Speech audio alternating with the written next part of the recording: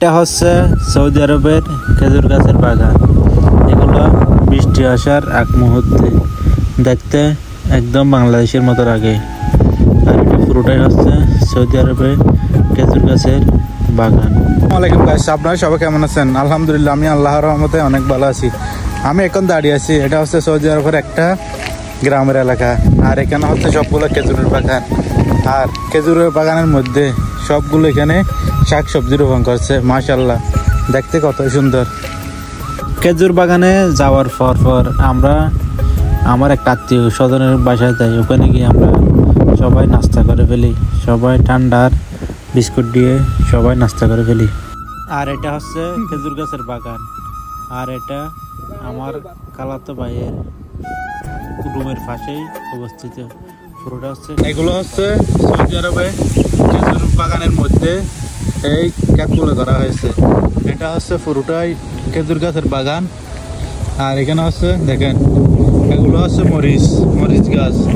আর এগুলো হচ্ছে পুদিনা, যা চানাবুটের মধ্যে দিয়ে দেওয়া হয়।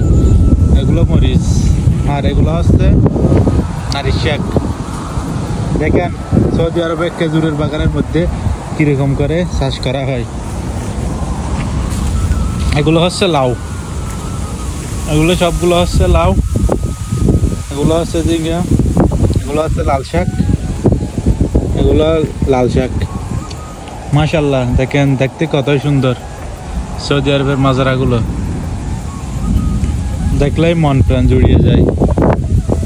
দেখেন কত সুন্দর করে এখানে এগুলো রোপণ করা হয়েছে। এগুলো হচ্ছে খেজুর গাছ।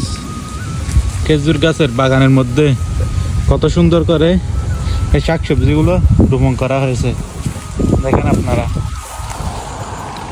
ওদিকে আছে বামিয়া, ঢেঁড়স। এগুলো দেখতে পাচ্ছেন, এগুলো হচ্ছে ঢেঁড়স। মনসা এখান থেকে আর কোথাও না যেতে।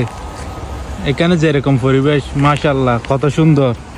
মনসা এখান থেকে না যেতে, এখানে সব সময় থেকে যেতে। দেখেন এগুলো হচ্ছে ঢেঁড়স। সৌদি আরবে খেজুর বাগানের মধ্যে এগুলো রোপণ করা হয়েছে। দেখেন ঢেঁড়স কত সুন্দর করে রোপণ করা হয়েছে। আর এগুলো হচ্ছে সৌদিদের বাড়ি। আর এদিকে আরো অনেক কিছু আছে। এই সৌদি আরবে খেজুর বাগানের মধ্যে অনেক কিছু চাষ করা হয়। এগুলো মরিচ। আর এগুলো হচ্ছে লেবু। দেখেন মাশাআল্লাহ, লেবু ধরে এখানে গাছের নিচে কত লেবু। দেখেন এগুলো সবগুলো গাছের নিচে লেবু বড় আছে। এখানে খাওয়ার মানুষ নাই। দেখেন কত লেবু গাছের নিচে বড় আছে। গাছের উপরে দেখেন কত ধরনের কত লেবু।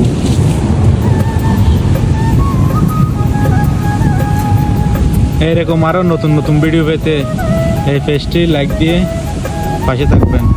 খেজুর বাগানে যাওয়ার পর কিরকম যে ভালো লাগছে তা বলার বাইরে।